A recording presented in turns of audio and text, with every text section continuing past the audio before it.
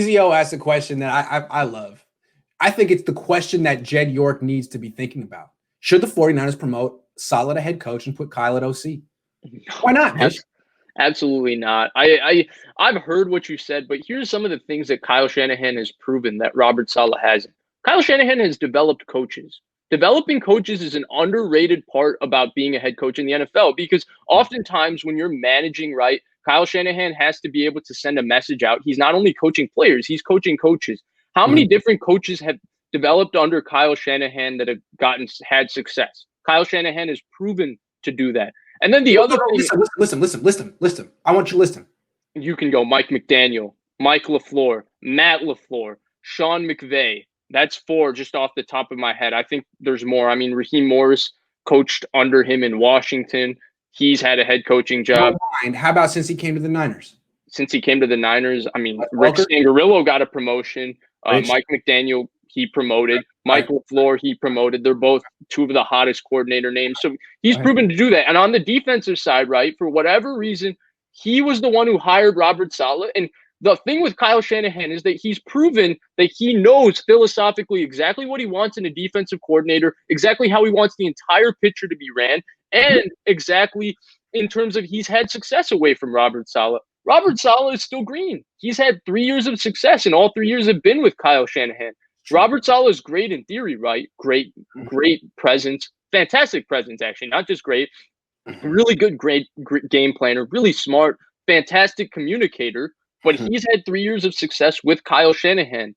Kyle Shanahan is, I think, I understand why you say this. I totally get it. You don't have to agree on this. I'm not trying to change your mind. I'm not trying to change your mind. I really understand that people don't agree with me. I'm just trying. I kind of feel strongly that this is going to play out in my favor, and that I just want to have my word down now, even though no one's going to agree with me. I just want to say it now and just let it play out, because I'm not looking to win, a popularity contest on this one. I know this is not about winning the battle. It's about winning the war. I just want to be on record saying that in 2021, while no one else thought this was feasible, I thought this was the right thing to do, even though it's crazy. Okay, fair enough. I totally disagree. I feel like, understand, the reason and the way I would say it from Jed's mind is, look, I've seen 4 years of Kyle Shanahan in an executive decision-making position, and he's no good at it. He's good at a lot of things, but I see 4 years of him making bad decisions, and from all the research I've done, people don't improve their decision-making past their mid-20s. You, Vish, still have improvement to make because you're basically still a kid. But from what I've learned from the psychological studies done the last 60 years in this country, you're basically who you are as in terms of a decision maker and in perception by your mid-20s. One more thing that troubles me about Kyle. I think he's always going to be an excellent offensive coordinator, and he'll be in this league a long, long time, and he might win rings as an offensive coordinator. But what's going to hold him back as a head coach, again, not just decision making. How can you make a good decision if you don't even have, I want to use the word perception. So what I say is like me and him will watch the same training camp practice, right? And I'm not an expert, but I can tell you, I saw within the rookie minicamp that Dante Pettis wasn't going to work out. I mean, he had alligator arms over the middle. I wrote it. You could see it. I saw early on that Brandon Ayuk was a stud, or that Jeff Wilson Jr. is good, or that Javon Kinlaw really isn't a pass rusher yet. As long as you're looking and you don't let your preconceived notions block what you're seeing, you can be perceptive. To me, he's not perceptive, man. His ego won't let him honestly see what's right in front of him, and that's a problem. Okay, fair. But if you're also Jed York, right, Kyle Shanahan has a track record of taking what was a terrible roster and turning it into a Super Bowl one in 3 years. Robert Saleh, with all these executive decisions, frankly, we have no experience of watching Robert Saleh do this.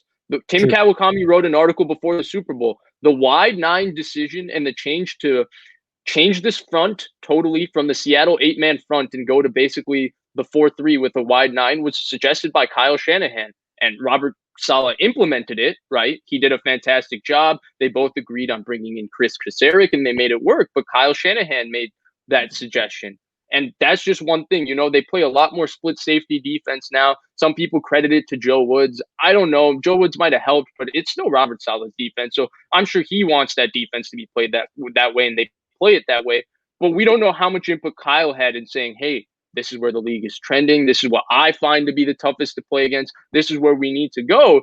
And so, there's nobody that's going to be right today about this. That's why we're having this debate. It's going to be 4 years down the road when we see Robert Saleh, who's going to deservingly get a head coaching job, and we'll see how he does. And even then, we might not be able to evaluate because Kyle Shanahan is in full control of the 49ers organization. Robert Saleh might go somewhere. Right. He might go somewhere where he has a GM who makes a bunch of wrong decisions and ruins it for him. It's a really great question. I like the debate. It's fun to get my ideas out there and at least say them. I know it sounds crazy, but again, what I would finally say, if you think, man, Grant's really lost it, I can't even take him seriously anymore, is the way I look at it is the offensive coordinator job and the coordinator job and the head coaching job. Like if there's a Venn diagram, the overlap in skills is almost non-existent. They're two different jobs. And Kyle has shown that he's elite as a coordinator and does certain things well as a head coach. But I have questions about his ability to be a head coach. And what Vish is saying is, dude, you have no idea what Robert Saleh can be as a head coach. And that's a great point too. That is a really good point. I have a feeling that he can be a good coach. He seems to show the traits of leadership and a good decision maker. I don't even know what decisions he's made. Maybe he's the one who wants Solomon Thomas. Maybe he's the one who banged the table for a Keller Witherspoon. I don't know. So that's a good question, man. Good point.